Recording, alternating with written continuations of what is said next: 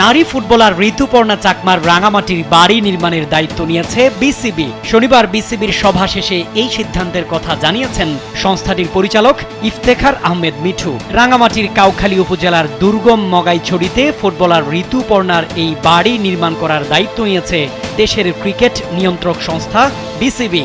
আমাদের যে women football team আছে, ক্যাপ্টেন ঋতুপর্ণা চাকমা গ্রামে যা তার বাসাটা আছে সেটা আমরা বিল্ড করে দিব। সেই জন্য আজকে অ্যাপ্রুভাল হয়ে গেছে।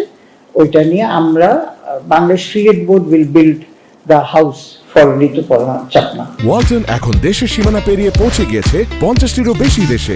ওয়ালটন, ঘরে ঘরে বিশ্বজুড়ে। ঋতুপর্ণা দেশের জন্য এনেছেন একের পর এক অবিস্মরণীয় সাফল্য। বাংলাদেশকে সাফের গণ্ডি পেরিয়ে এশিয়ান কাপের মঞ্চে নিয়ে যেতে রেখেছেন অনেক বড় অবদান। দেশকে এত বড় সাফল্য এনে দিলেও তার ব্যক্তিগত ও পারিবারিক জীবন গেছে নানা প্রতিকূলতার মধ্য দিয়ে। দরিদ্র বাবা আর অসুস্থ মা ও বোনকে নিয়ে থাকেন ছোট্ট কুড়ে ঘরে। তাই তো এই ফুটবলারের সাফল্যের স্বীকৃতি স্বরূপ তাকে বাড়ি নির্মাণের দায়িত্ব নিয়েছে বাংলাদেশ ক্রিকেট বোর্ড।